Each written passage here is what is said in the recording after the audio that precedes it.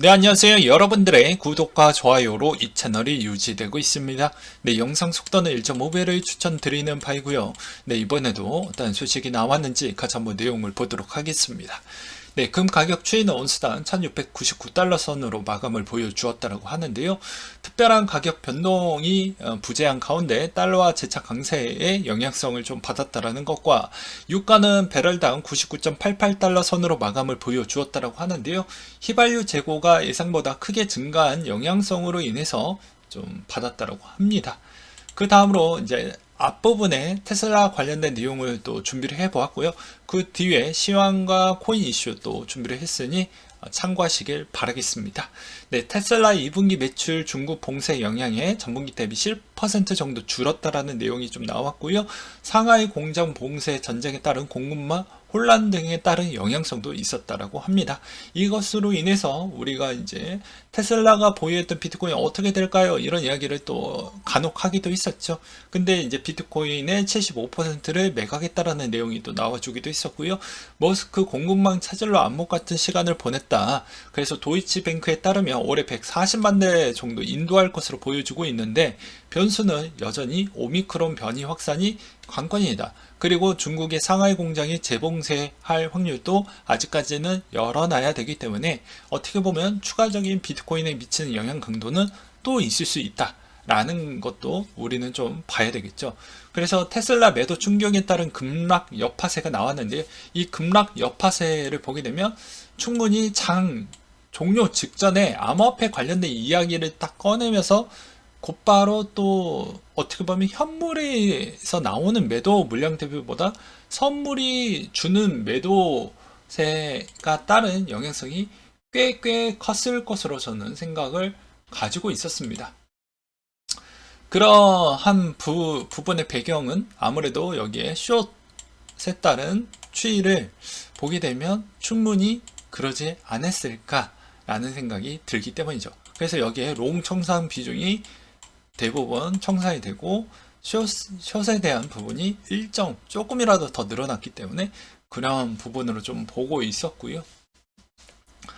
그 다음으로 보게 되면 테슬라 2분기 실적에서 이제 EPS가 2.27달러 선, 작년 대비 2배의 수치를 보여주기도 했습니다. 그래서 순이익 추이를 보게 되면 대략적으로 한국 돈으로 보게 되면은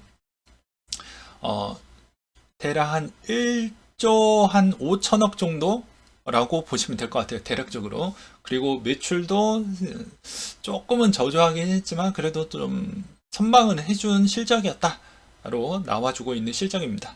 그래서 이제 이게 2분기 말에 75%를 매도를 하면서 9억 6,300만 달러 현금에 따른 충당성이 나와주었다라는 얘기가 돌고 있었는데요. 이것으로 인해서 우리가 알 수 있는 점은 이제 이 판 시점이 중요할 것 같습니다. 이 판 시점이 언제냐라고 볼 수가 있는데요.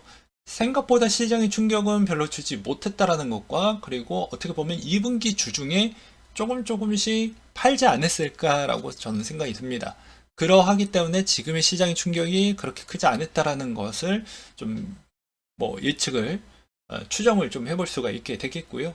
그 다음에 또 보게 되면 수익금을 보니 매도 평단가는 29,000 부근으로 추정이 된다라고 되어져 있습니다. 그래서 어떻게 보면 지금의 대차 대조표를 보았더니 대략적으로 이 친구들이 대부분 어떻게 보면 수익성 단계의 부분 완전히 폭락했던 시점에서 팔고 나간 게 아니라 어느 정도 수익성이 위에 있었을 때 어느 정도 정리를 했다라는 것이죠. 그래서 저번에 이야기했던 기준 조건도 설명을 드리기도 했습니다. 대부분 기업들이 갖고 있는 비트코인을 갖고 있는 기업들은 CFO가 본인의 능력치를 검증을 시켜 주어야 되는데 이미 물려져 있는 코인들은 팔 수는 없어요. 이미 반토막이 나면 이 자리를 옷을 벗고 나가야 됩니다. 그래서 테슬라는 이번에 좀 다르죠. 이미 그 전에 본인이 어차피 현금에 있는 흐름도 좀 가져가야 되고 그 전에 어차피 이익이 났던 시점에서 정리를 했기 때문에 우리는 좀 상관이 없다. 그리고 본인의 CFO 자리도 지켰다라고 볼 수가 있겠죠. 근데 이미 물려져 있는 그런 회사들은 어쩔 수가 없는 겁니다. 그러니까 마이크로 스트래티지 같은 경우를 보게 되면 충분히 많은 물량을 갖고 있고 그것으로 주가 부양도 많이 됐고 그렇기 때문에 입장적인 차이가 있다. 그래서 기존에 팔지 않을 거라는 주장이 나왔던 이유는 어떻게 보면 테슬라가 그만큼 팔 타이밍을 놓쳤기 때문에 이 물량이 나오지 않겠다라는 그런 근거적으로 말씀을 드렸던 배경이었는데 그 전에 충분히 수익을 내고 팔았기 때문에 문제될 건 없었다라는 것이죠. 그래서 이번 형태로 또 알 수 있었던 거는 남아져 있는 그런 비트코인에 있는 물량 대비가 또 이번에 또 3분기, 4분기 실적에 미치는 영향 강도가 높아질 것으로 볼 수가 있는데 뭐 이런 거 굳이 뭐 컨퍼런스 콜 있는 내용이 별로 중요하진 않습니다. 그냥 금리를 더 이상 올리지 않으면 되는 거예요. 금리를 올라가는 속도가 너무나 가파르다 보니까 대부분 비트코인을 갖고 있는 기업들이 대한 생각은 부담률이 높다라는 것이죠. 그래서 현금의 흐름도를 해서 우선순위를 또 결정을 해놓고 그 결정 중에 선택을 했다 정도로 보시면 될 것 같습니다. 그래서 좀 안타깝다 저도. 그리고 테슬라에 있는 주가에 있는 배경은 그냥 이번에 어떻게 보면 주가 방어적 역할로 실적에 어느 정도 좀 방어하기 위해서 비트코인은 어느 정도 정리를 했기 때문에 그냥 원만한 주가 정도를 보여주었다라고 볼 수가 있겠고요. 최근에 이제 커피츄레이션이라는 뭐 이야기가 나오고 있습니다. 조건부 한복이라는 뜻으로 한복하듯이 주식을 또는 코인을 매도하는 현상으로 바닥의 신호로 해석할 수 있다라고 하는데요. 부정, 공포, 무조건 한복하는 기간, 그리고 랠리하는 기간 이렇게 있다라고 합니다. 여러분들도 제가 매번 이야기를 하지만 여러분들 나름대로 주관적으로 기준을 무언가에 따른 기준을 명확하게 설정을 해 놓아야지 이제 내가 매수에 있는 타점과 매도에 있는 타점이 명확해질 수가 있는 거예요. 이 기준점이 없으면 이 매수 타점이나 매도 타점 기준도 설정을 못 하겠죠. 그래서 자기만의 있는 풀이와 해석과 기준이 명확하면 그 부분으로 충분히 잘 이번 안 좋은 이런 상황에도 잘 극복을 하실 것으로 볼 수가 있겠고요. 그 다음에 가장 또 선물 트레이닝 제일 잘한다라는 그 원효띠 님도 닉네임 AOA를 또 가지고 계시죠. 근데 대략 170억 원 정도 또 잃었다라는 부분이 있습니다. 그러니까 이분들이 뭐 해마다 계속 잘하는 거 아닙니다. 그러니까 매 달마다 잘하는 거 아니고 그냥 토탈로 1년치 추이를 보았을 때 잘 실적이 잘 나와주었다 정도이지 뭐 매일같이 한 번도 어떻게 보면 단 한 번이라도 만약 손해율이 없다 이거는 말이 안 되죠. 이때까지 제가 주식 트레이더도 보고 코인 트레이더도 보면 10번 거래에 한두 번만 실패하고 80% 정도 승률을 가져갔기 때문에 지금 좋은 수익률이 나오는 것이지 대부분 뭐 되게 우리한테 손에 잡히지 않고 내 주변에 그런 사람들이 없다 보니까 되게 뭐 영상이나 또는 뭐 공용 방송에서 나왔던 분들을 되게 막 치켜 세우시는 분들이 간혹 있어요. 근데 대부분 계좌를 보면 다 그렇다라는 것이죠. 그래서 여러분들이 여기에서 이제 볼 수 있는 교훈 중에 하나는 이분들은 진짜 밥만 먹고 이것만 한다라는 겁니다. 그리고 재능이 조금 있는 거예요.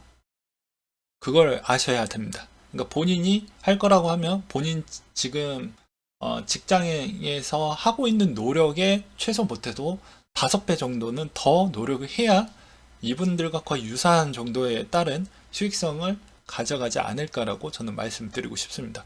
노력은 안 하면서 노력은 기본 베이스입니다. 참고로 노력은 안 하면서 많은 수익률을 바라는 것 자체가 욕심이고 허상이고 당연히 결과값이 안 나올 수밖에 없겠죠. 예, 저는 그렇게 좀 표현을 드리고 싶습니다. 저도 제 나름대로 노력을 하고 있기 때문에 계속 그렇게 원만하게 지금 자금 관리와 운용 관리에 좀 대응이 된다라고 볼 수가 있겠죠. 저의 자랑이 아닙니다, 참고로. 그 다음으로 연준의 7월달 기준금리가 0.75% 인상이 나온다. 이제 뱅크 오브 아메리카와 UBS에 따른 뭐 예상 기준치를 이렇게 좀 보고 있다라는 내용이 또 나와주고 게 있었고요. 그 다음에 푸틴이 유럽행 가스관 재가동 EU 신규 대러 제재에 승인하겠다. 라는 내용이 또 나와주기도 했습니다. 근데 터빈 반환 서류를 아직 못 받았다라고 하네요. 그래서 어떻게 될지는 좀 더 봐야 될 것 같고요. 그 다음에 또 보게 되면 이번에 EU가 에너지 러시아 중단이 나오게 되면 EU 성장률 최대 1.5% 정도 더 떨어질 확률이 매우 높다라는 이야기가 나와주고 있는 실정입니다. 그 다음으로 영국 물가가 미쳤다라고 하는데요. 9%가 넘었다라고 하는데 실질 체감은 이미 두 자릿수가 넘지 않았나 싶고요. 1982년 이후 40년 만에 최고치를 나왔다라고 하니까 아무래도 금리 부분에 따라 올리는 시점이 더욱더 가속도가 붙을 것으로 보여집니다. 그래서 3개월 연속 최고치를 경신했다. G7 국가 중에 가장 높았다라고 하고요. 그 다음에 시장에 있는 분위기는 영랑은행 총재가 0.5포인트 인상에 따른 선택지 중에 하나라고 이야기를 하면서 약간의 이제 미묘한 부분을 좀 가져가고 있어요. 근데 ECB가 만약에 0.5%를 한다고 해도 저는 좀 걱정이 되는 게 상반기에 너무 물가가 너무 많이 올라가니까 유럽의 가장 큰 에너지 기업도 파산, 네, 워크아웃 부분 들어갔죠. 그렇기 때문에 이게 되게 애매한 시점이라고 볼 수가 있게 되겠습니다. 그리고 또 이렇게도 또 볼 수가 있는데요. 말 그대로 만약에 유럽하고 일본이 동시적으로 정말 미국과 유사한 정도만큼 금리 인상을 해줬다고 하면 과연 이렇게 물가가 장기적으로 갔을까요? 라는 생각도 들기도 합니다. 훨씬 더 빠르게 잡히지 않았을까라고 생각을 해볼 수가 있는데 여러 개 안 되다 보니까 이게 더더더 미국 혼자만 금리 인상을 했던 게 생각보다 별로 효과가 더디지 않았나 라는 저의 주관적인 생각도 들기도 했습니다. 아무튼 22 부분은 이번 금리 인상으로 인해서 달러 인덱스가 좀 꺾이면서 원자재 부분은 소폭 올라갈 수는 있겠지만 어차피 유로화 부분으로 달러를 교환해도 이 교환 비율 부분이 약간의 보상이 되기 때문에 어느 정도는 에너지 가격을 다시 안정세를 도래할 수 있고요. 그것으로 인해서 물가가 조금 더 안정화가 될 수 있겠다라는 이야기를 드리고 싶었습니다. 그리고 국내 소식으로는 검찰 테라 루나 사태 관련 가상자산 거래소 압수수색 총 7곳을 했다라고 합니다. 그래서 또 어떠한 거래가 어떠한 이야기가 나왔는지도 좀 봐야 될 것 같고요. 그 다음에 WHO 원숭이 두창 1만 4천 명이 발병했기 때문에 비상상태에 곧 결정한다. 이것도 여러분들 아시겠지만 코로나 비상상태 결정하고 나서 어떻게 됐죠? 네, 시장은 엄청나게 요동을 쳤습니다. 제발 그러지 않게 바라겠고요. 코인도 마찬가지로 흔들릴 수 있으니 조심하시길 바라겠습니다.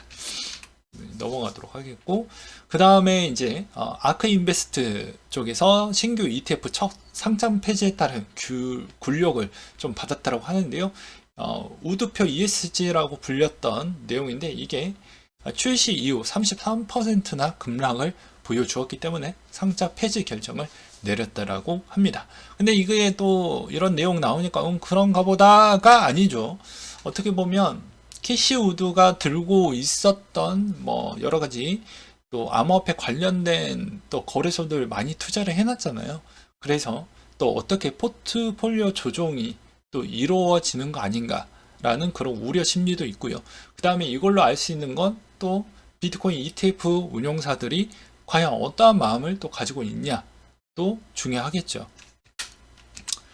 그 다음으로 제니 헬링턴 길먼 힐 자산운용 CEO가 이런 이야기를 했다고 합니다. 상승 모멘텀이 지속될 수 있다고 생각이 든다. 지속될 수 있냐라는 심각성과 뉘앙스를 많이 생각을 해봤다. 그래서 지속될 수 있다라는 말이 바닥을 치고 반등할 것이라는 의미가 아니고 K자, V자, 알파벳형의 회복을 할 것 같지 않고 오를 수 있고 그 오름세가 지속될 수 있다라고 생각을 한다. 여기서 5에서 6% 오른다면 너무 좋을 것이고 다시 조금 떨어질 수 있다. 하지만 최악의 상황은 지났다라고 나는 생각을 한다. 기업들이 실적이 예상보다 나쁘지 않기 때문이다 라고 나왔던 내용들이 있었고요. 그 다음에 토마스 피터 피가 인터랙티브 창업자인데요. 아직 시장은 바닥을 치지 않았다. 하반기 정도에 칠 것 같고 이미 하반기에 들어왔죠. 네, 하반기 부분에서 이제 순조로운 시장이 보여줄 것이다. 그렇기 때문에 이 순조로움은 인플레이션에 달렸고 아무래도 투자의 심리가 매우 낮기 때문에 어떻게 보면 하반기에 또 돌려서 이야기를 했던 부분은 기회가 되지 않겠냐, 이야기를 좀 돌리지 않았나라고 생각을 해볼 수가 있게 되겠습니다. 그리고 한편으로 주식 보유량이 14년 만에 최저치를 보여주고 있다고 하는데요. 이 말의 의미는 뭐 전체 투자자산 시장에 따른 왜곡 현상이 워낙 심해지고 있기 때문에 어떻게 보면 지금이 기회이지 않냐라고 볼 수가 있겠고요. 또 반대로 보게 되면 코인도 마찬가지로 위험자산의 노출 부분이 매우 높은 또 상품군이기 때문에 또 이 말에도 같이 동의한다라고 저는 생각을 하고 있습니다. 그리고 추경호, 앨런 외환시장 안정을 위한 협력 강화에 재확인을 했다라고 하는데요. 미국이 과거에 필요했었을 때 한국만 통화 사업을 해준다라는 조건이 부합할 수가 없습니다. 연합을 해가지고 해줬던 과거 사례는 있지만 단독으로 해줬던 사례는 없고요. 그리고 미국이 바라보는 시선에서 한국은 선진국 부분에 일단은 들어가지 않는 것 같습니다. 그러다 보니까 통화 수업을 좀 미루는 부분도 없지 않아 있겠죠. 단 이제 여기서 그나마 좀 시장에 달리기 형태로 들어갔던 배경은 그만큼 앨런 자체에서 또 추경호 씨와 만남으로써 또 약간의 원달러 부분에 좀 안정세를 좀 찾았다라는 그런 의견들도 있습니다. 이게 장단점이 있는데요.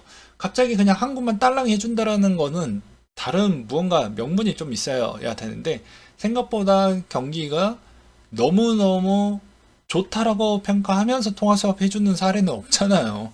말 그대로. 그러면 그만큼 한국이 잘 버텨주고 있는데 이거 이상하지 않냐. 오히려 역으로 걸릴 수가 있거든요. 그러니까 그런 점도 고려를 해야 된다는 거. 그리고 이때까지 한국만 해준다는 건 나머지 비슷한 주변 국가들이 왜 저쪽만 해줄 수 있냐라고 딴지를 걸게 되면 조금은 입장이 난처해질 수 있다라는 것도 있겠죠. 그리고 앨런 누나가 해줄 수 있을 만한 그런 권리적인 부분에 있었을 때 이미 바뀝니다. 연준이 결정하는 사항이지 앨런 재무장관이 해줄 수 있을 만한 그런 사항은 아니다.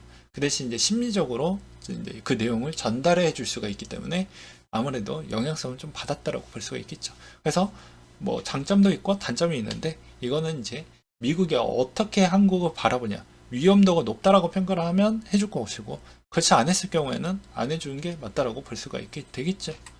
야, 한국의 입장에서 빨리빨리 해주는 게 맞지 않겠냐라고 하지만 그건 우리의 입장인 것이고요.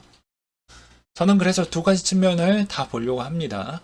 그리고 그 다음으로 약간의 증산에 여력이 있는 사우디 지표를 또 본 게 있는데요. 좀 여력이 되긴 합니다. 근데 사우디의 주장으로는 야, 우리는 더 높일 수 있다라고 이야기를 하는데 이제 그만큼 원유 증산 부분에 따른 사우디의 방향이 8월 3일째 어떻게 지켜 보일지 좀 봐야 될 것 같고요. 그 다음에 미국의 전략 비축유 SPR 부분도 계속 줄어들고 있는 모습이 매우 안타깝다고 볼 수가 있게 되겠습니다. 매일 100만 배럴씩 계속 나가고요. 순 유출을 하고 있기 때문에 언젠가는 채워 넣어야 되는데 쉽지는 않는다라는 거. 그 대신 좀 의미가 있었다라는 건 휘발유 량에 따른 그 재고 추이가 엄청나게 늘어났다라는 건 그만큼 어떻게 보면 해당의 이동적인 수단 자체가 매우 많이 줄어들었다는 걸 볼 수가 있게 되겠죠. 그래서 한동안 원자재 부분에 따른 측면은 이렇게 둔화는 확실히 좀 더 빨리 생각하면 지금부터 둔화가 되어가고 있다는 건 기존 사실이고 그게 이제 우리가 실제 데이터로 받는 시점은 아무래도 늦어져도 3, 4분기, 4분기 정도 4분기 정도를 봐야 되지 않겠냐라고 저는 생각을 합니다. 그래서 겨울 때쯤 되면 어느 정도 그 기반 대비 요소에서 물가가 많이 내려갈 것이기 때문에 그 내려가는 강도에 이제 미치는 위험 자산이 어디까지 반등이 나와줄 것이냐를 될 필요성은 있을 것 같고요. 그 다음으로 비트코인 바닥 장기 보유자들의 움직임이 형성이 됐다. 현재 비트코인 대략 40% 이상 1년 이상 움직이지 않고 있다라는 내용이 좀 있었고요. 그러니까 콘크리트층이 40% 정도가 된다라는 걸 또 알 수가 있겠죠. 그 다음에 MVRV라는 지표가 있다라고 하는데요. 시가총액이 얼마나 과대 혹은 저평가되었는지 추정할 수 있는 지표라고 합니다.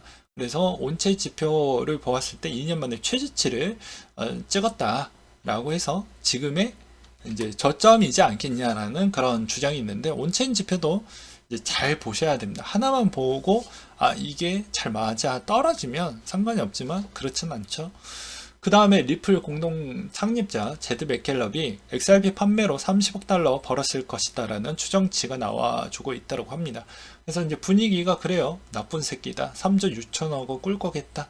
한국인들이 다 사줘서 한국인들이 어떻게 보면 봉사정신이 투철하다라는 그런 비아냥거리도 좀 많이 나와주고 있었습니다.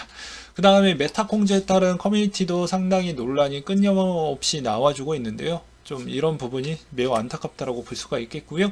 그 다음에 폴리곤의 이제 21일 기준으로 ZK EVM의 출시 예고가 나옴으로써 이제 호재가 어느 정도 바닥으로 인해서 일시적으로 조정을 좀 보여주고 있다라는 것과, 그 다음에 바이든의 기후변화 연설이 나오게 되는데 국가 비상상태 선포할 것인지 주목이 좀 된다라고 하는데요. 저는 개인적으로 저게 나오게 되면 채굴 회사들에 따른 압박 속도가 더욱더 높아진다. 그리고 기존의 원유 회사들한테 압박이 더욱더 커질 것 같다. 이런 생각이 좀 들더라고요. 그래서 코인에 미치는 영향이 꽤 클 확률이 또 높습니다. 왜냐하면 채굴 회사들이 예상했던 그런 예산 비용이 더 많이 증가할 수가 있고, 그게 오히려 코인에 나오는 물량이 꽤 될 수가 있기 때문이죠. 그 다음에 미결제 약정 급등과 비트코인 상관관계를 보게 되면요, 21년 1월 이후 현상은 13번 발생을 했고요. 현재 상황에서 미결제 약정이 다시 크게 상승하고 있기 때문에 곧 하락할 수 있지 않겠냐라는 의견들도 나와주고 있습니다. 그 다음으로 코인베이스 프리미엄이 낮았던 이유는 테슬라 비트코인 매도 때문에 그런 거 아니겠냐. 중간중간마다 좀 팔아 제꼈다. 그게 이제 고래를 봤더니 그 고래가 테슬라 고래이지 않았냐라는 그런 의견들도 나와주기도 했습니다. 그 다음에 제발 사주세요. 구매자들 아우성 치는 NFT 끝없는 추락세가 나와주고 있다라고 하는데요. 미술계 NFT 거품이 꺼지고 있는 거 아니겠냐라는 이야기가 나와주고 있습니다. 6개월 만에 300만원이 30만원이 되는 마법 같은 일이 이루어지고 있고요. 그것으로 인해서 이제 우리가 생각해야 되는 부분은 아무래도 NFT 인덱스 추이가 1782 정도 나와주었던 게 291까지 떨어졌다라는 것은 저는 예술의 그런 거는 잘 몰라요. 그래서 커뮤니티가 생각보다 좀 탄탄하고, 그 다음에 거기에서도 대부분 네임밸류가 있으신 분들이 NFT를 제일 많이 거래했던 그런 예술품들을 지금 시점에서 조금 추려가지고 공략을 해보는 것도 장기적으로 좀 괜찮지 않겠냐 라고 말씀을 드리고 싶습니다. 그 다음으로 또 논란이 하나가 있었는데요. 해시드가 테라 루나 폭락 전 1300억 원 매도를 했다라고 하는데요. 이걸 보니까 기존에 있었던 5개월 전인가 6개월 정도 때 리오드를 받았던 물량만 좀 던졌다고 합니다. 근데 이게 되게 받았을 때 마다마다 정리를 했으면 괜찮았는데, 받고 나서 이거를 크게 3번 던졌다라고 하더라고요. 그래서 이제 이게 바라보는 시각에 좀 차이가 될 것 같은데, 해시드 측은 이제 우리가 고정비, 인건비 이런 건 충당금이 좀 필요했다. 그래서 뭐 당연히 나머지 운영사들도 비슷하게 하고 있는 추이이다 라고 이렇게 이야기를 했다라는 부분이 좀 있었고요. 그럼에도 불구하고도 이제 아무래도 테라의 피해자가 꽤 많이 있었기 때문에 이걸 어떻게 바라보는 시선에 따라서 좀 달라질 것 같긴 합니다. 그래도 감성은 내려놓고 얘네들도 먹고 살아야 되기 때문에 운용하는 입장에서 만약에 기존에 했었던 보유량이 이제 폭락 직전에 만약에 팔았다고 하면 엄청나게 논란을 받을 수가 있었겠지만, 리워드 부분은 충분히 제가 봐도 납득이 되는 정도이지 않겠냐. 그래서 바라보는 뭐 시선 차이라고 저는 좀 생각이 들기도 하네요. 그 다음으로 이제 그레스케일이 아무래도 베어마켓은 8개월 정도 더 갈 수 있다라는 내용들이 좀 나와준 게 있었고요. 그 다음에 코인베이스 프리미엄 최근 7월 초 플러스 전환 이후 꾸준히 계속 증가를 하고 있다라는 게 이제 어떻게 보면 제 윗단계 부분에서도 제가 이야기했던 내용과 거의 유사하다라고 볼 수가 있겠죠. 뭐 이런 내용이라고 볼 수가 있습니다. 말 그대로 위험자산 쪽에서 거의 다 이탈할 만큼 이탈을 했기 때문에 지금 시점에서 접근을 해보면 다들 위험자산에서 가장 매력적인 가격대이지 않겠냐 라고 볼 수가 있게 되는 것이겠죠. 그래서 실시간 방송에서도 최근에 이런 이야기를 또 하기도 했습니다. 일시적으로 조정이 나올 수 있는 구간대가 좀 될 것 같다. 그 근거치는 무엇이냐? 알트코인이 2배 이상 올라왔기 때문에 언제든지 조정이 나와도 이상하지 않는다. 그리고 마지막에 가장 중요한 내용이겠죠. 이렇게 갑작스럽게 반등이 나오는 시점에서 대부분 전이하려고 하는 자들이 있는 코인들은 그 물량을 많이 던지는 덤핑하려고 하는 그런 코인들은 여러분들 다시 한번 쳐다보시면 안 된다라고 이야기를 했습니다. 과감하게 물렸더라도 정리해야 돼요. 그런 코인들은 여러분들한테 배신만 하지 신뢰를 주는 그런 회사들이 아닙니다. 네. 그래서 제가 눈에 이야기를 했죠. 첫 번째, 유통 물량이 너무 많아. 시중에 나왔던 유통 물량이 많다라는 건 코인들도 딱 보면 되게 이상적인 코인들이 있어요. 코인 설계도 잘했고요. 코인 물량도 적게 나오게끔 잘 운영을 해주고 있고요.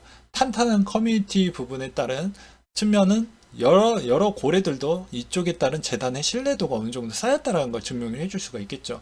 그 다음에 어느 정도 기간이 소액이라도 좀 들고 갔던 부분이 있다라는 걸 좀 보게 되면 여러 가지 검토를 해왔다라는 게 증명이 됐다라고 볼 수가 있는데 이 중에라도 가장 중요한 코인에 있는 물량을 최대한 계속 우리한테 덤핑을 해준다라는 코인들은 그렇게 많이 올라갈 수가 없습니다.